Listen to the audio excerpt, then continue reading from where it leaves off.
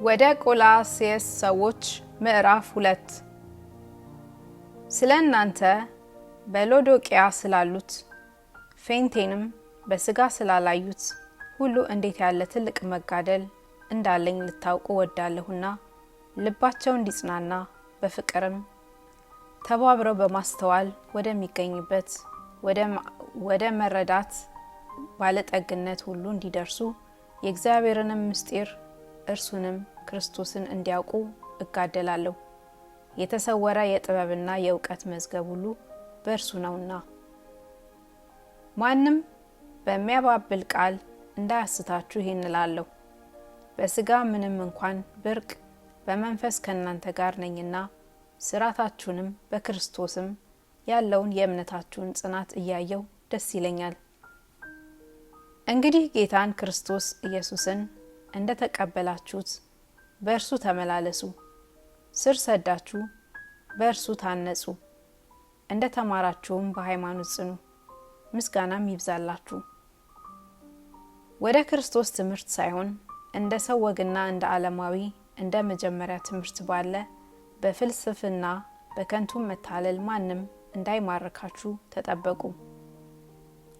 በእርሱ የመለኮት ሙላት ሁሉ በሰውነት ተገልጦ ይኖራልና ለአለቅነትና ለስልጣንም ሁሉ ራስ በሆነ በእርሱ ሆናችሁ ተሞልታችኋል። የስጋንም ሰውነት በመገፈፍ በክርስቶስ መገረዝ በእጅ ባልተደረገ መገረዝ በእርሱ ሆናችሁ ደግሞ ተገረዛችሁ፣ በጥምቀትም ከእሱ ጋር ተቀበራችሁ። በጥምቀት ደግሞ ከሙታን ባስነሳው በእግዚአብሔር አሰራር በማመናችሁ ከእርሱ ጋር ተነሳችሁ።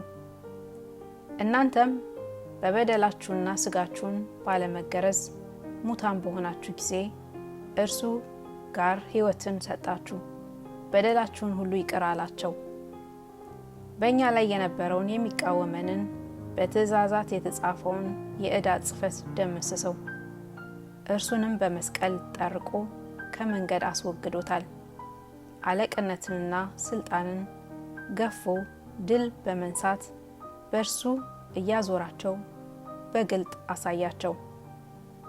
እንግዲህ በመብል ወይም በመጠጥ ወይም ስለ በዓል ወይም ስለ ወር መባቻ ወይም ስለ ሰንበት ማንም አይፍረድባችሁ። እነዚህ ሊመጡ ያሉት ነገሮች ጥላ ናቸውና አካሉ ግን የክርስቶስ ነው።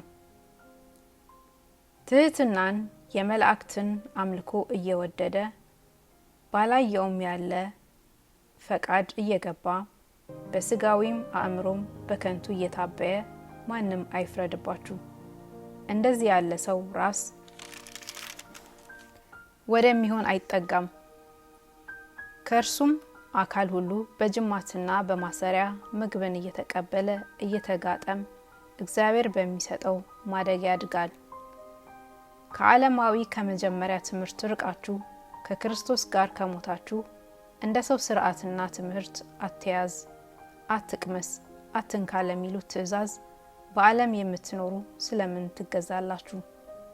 እነዚህ ሁሉ በመደረግ ሊጠፉ ተወስነዋልና። ይህ እንደ ገዛ ፈቃድህ በማምለክና በትህትና ስጋንም በመጨቆን ጥበብ ያለው ይመስላል። ነገር ግን ስጋ ያለ ልክ እንዳይጠግብ ለመከልከል ምንም አይጠቅምም።